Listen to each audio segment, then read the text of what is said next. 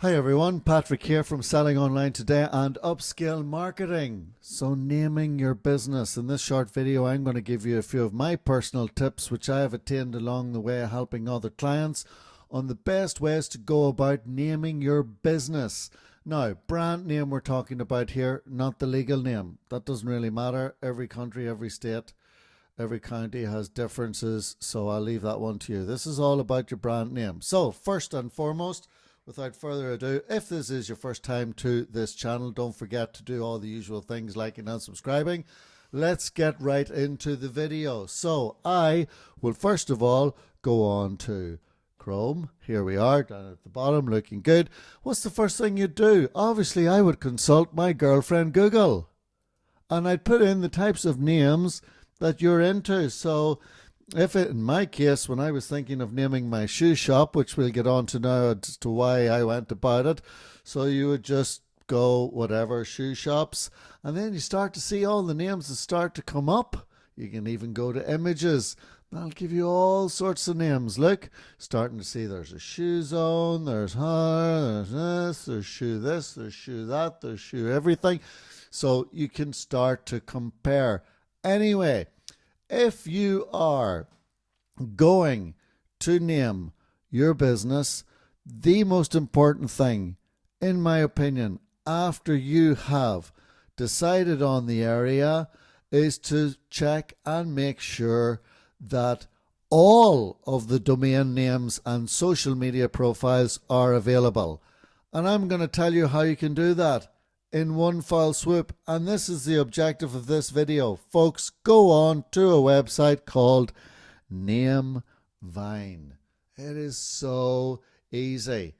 Okay, so this is where you start. So in this case, back in the day I would have been putting in Shoephoric, and basically I bought it all. I picked up the .com, the Twitter, the Facebook, the Pinterest, the YouTube, the Instagram, the TikTok, all the rest. If I go in now and put anything else, it's going to be available. So this is key. Go into Namevine and make sure all of this is there. So first and foremost, go on to Namevine. Make sure it is all in the interest of the business that you're in. So in the case of Shoephoric, I wanted to come up with something which was a little bit memorable, always a good thing. So Shoephoric was euphoric about shoes, which I thought was good, that was the mission that I wanted to achieve whenever I was trying to entice women into buying shoes, and that always makes them feel very happy. So therefore something like euphoric about shoes, hence I came up with Shoephoric. And because of the fact that I wanted all of the domain names to be available, I went for something a little bit different, because if I were to just put in, I don't know, Patrick Shoes, surely that would have all have been gone. Now, another few things. So my idea was I wanted to keep it memorable, I wanted to stand out from the crowd, and I wanted it to be a little bit unique. In general,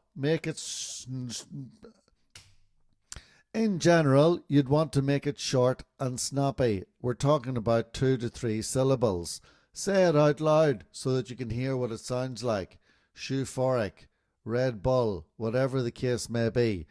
I would definitely at this stage be avoiding trends. There's no point in you creating a business name right now called COVID Consultancy, COVID-19 Consultancy, because hopefully within a very short period of time that'll be gone. There'll be no need for that. So you want to avoid trends so that it has a little bit of longevity. Find some people, if you go in and then you're checking your competitors and you see what they normally have, you could perhaps put a color before it. A lot of people like the idea of colors for branding. So whether it be Red Bull, whether it be Black Magic, whether it be Blue Noise, all of that sort of thing. If that's your gig, it can also help. Again, some other businesses will go into things that will help characterize them a little. So it could be an adjective before the name. So you might want to say sumptuous burgers, for example, but nothing that's too cliche. in my opinion. If it's something very serious, perhaps you do want to use the fancy name. And we've got these lawyers in Dublin that are called, I know, Arthur Cox. I mean, that's with an X, obviously. And that will really help give it that stamp of authority. You can just go on to the likes of free websites like canva.com and go through names, go through fonts, go through images, and you'll be super inspired by all of that. So I hope this video has helped. Final tips before I go. If you include a name, sometimes that can help and make it more personal. So if you are a tradesman, yeah, Bob the Builder is a good idea, but there's no point in calling it, I don't know, Coronavirus Constructions, because that's all very vague.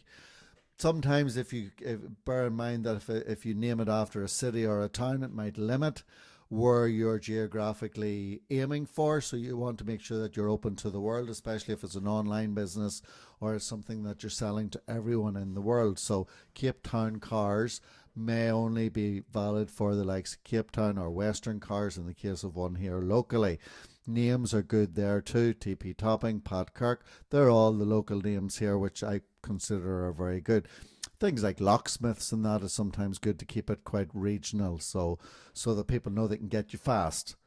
Those are some of the tips that I would keep in mind when you're naming your business. But to reiterate, the most important thing is to go on to namevine.com. If this has been helpful, please let me know in the comments. Don't forget to like and subscribe. I hope this little short video has helped you in the naming of your business, especially for all those people that are now considering to pivot from what jobs they normally had, or if they're just getting into the workplace and now it's going to be quite difficult.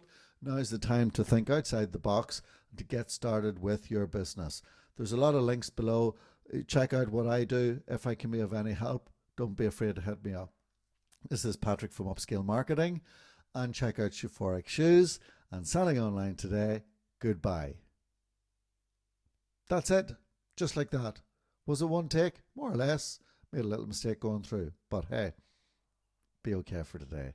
Bye bye.